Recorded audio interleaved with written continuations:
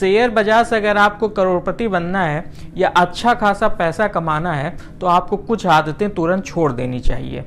आज बहुत सारे लोग स्टॉक मार्केट में अपनी ही गलती के चलते पैसा खो रहे हैं। अमेरिका के एक दिग्गज निवेशक बेंजामिन ग्राहम ने इस दिक्कत को बहुत पहले ही पहचान लिया था। बेंजामिन ने कहा था कि किसी भी निवेशक का शायद सबसे बड़ा दुश्मन वो खुद होता है।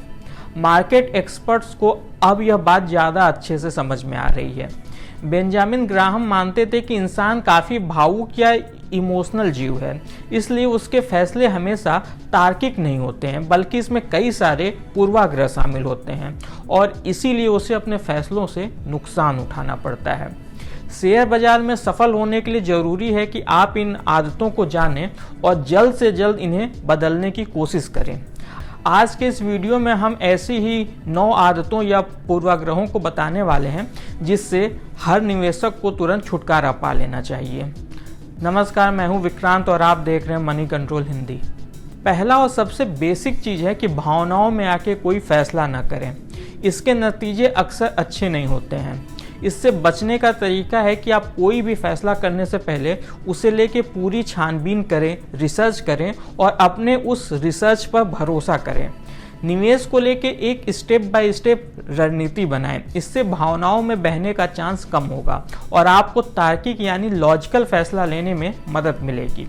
भावनाओं के आधार पर फैसला लेना कितना खतरनाक हो सकता है, इसका एक सबसे अच्छा एग्जाम्पल 2008 में आया वित्तीय संकट है। इस वित्तीय संकट को लेकर एक बाद में केस स्टडी हुई थी जिसमें पाया गया कि एनालिस्ट सालों से वास्तविकता को इग्नोर कर रहे थे। अमेरिकी कंपनियों की असल कमाई और उनके कमाई के अनुमान में काफ़ी अंतर था और जब वहाँ मंदी आई और उसने सभी सेक्टर को अपने जद में लेना स्टार्ट किया, तब ये एनालिस्ट नींद से जागे थे और उन्होंने कमाई का अनुमान घटाया था। लेकिन मामला यही नहीं ख़त्म हुआ। इन एनालिस्ट ने कंपनियों से बात की और इन कंपनियों के मैनेजमेंट ने भावनाओं में आके कह दिया कि चाहे कितनी भी बड़ी मंदी आ जाए उनके कारोबार पे कोई असर नहीं पड़ेगा। इतना आत्मविश्वास देखकर इन लोगों ने फिर से अपने अनुमान को बढ़ा दिया, लेकिन अंत में मंदी आई और सभी धराशायी हो गए। अगर इन लोगों ने लॉजिक से फैसला लिया होता तो शायद उनका और उनके निवेश को दोनों का घाटा कुछ कम हुआ रहता। दूसरी आदत जो आपको बदलनी चाहिए वो है बाद में कंफर्मेशन लेने की आदत। अक्सर लोग फैसला पहले कर लेते हैं और फिर उस फैसले के सपोर्ट में लोगों से कंफर्मेशन या राय मांगते हैं। जो राय उनके फैसले के समर्थन में आती है उसे ये लोग मानते हैं और जो राय इसके खिलाफ होती है उसे ये बेकार मान के टाल देते हैं। जैसे आपने मन बना लिया है कि आपको XYZ शेयर खरीदना है, अब आप मन बनाने के बाद दोस्तों या बाकी लोगों से इस पर राय मांग रहे हैं कि XYZ शेयर कैसा है, इसमें पैसा लगाएं या नहीं लगाएं। जो लोग कह रहे हैं कि ये शेयर अच्छा है उनकी तो बात आप सुन रहे हैं, जो लोग कह रहे हैं कि इसमें कुछ जोखिम है उनकी बातों को आप नज़रअंदाज कर रहे हैं। ऐसे में यहाँ नुकसान होने का चांस रहता है। अच्छा होगा कि आप कोई भी फैसला लेने से पहले उस पर रिसर्च करें और किसी सर्टिफाइड एक्सपर्ट से सलाह लें।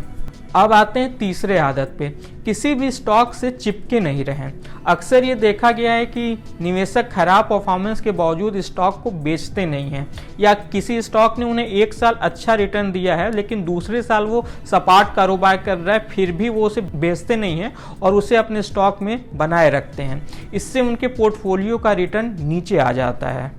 आपको अपने पोर्टफोलियो में शामिल स्टॉक की नियमित एनालिसिस करनी चाहिए। चौथी आदत है एंकरिंग बायस। अक्सर ये देखा गया है कि निवेशकों को किसी भी टॉपिक पे जो सबसे पहली जानकारी मिलती है वह उसी को सत्य मान के चलने लगते हैं और इसी के आधार पे फैसला करते हैं। इसे एंकरिंग बायस कहते हैं। यहाँ पर हम यस बैंक का एग्जाम्पल लेते हैं। यस बैंक का शेयर अपने पीक से करीब 90% तक नीचे गिर गया। हालांकि जब ये गिर रहा था तब भी बहुत सारे लोगों ने इसके शेयर बेचे नहीं और इसमें बने रहे।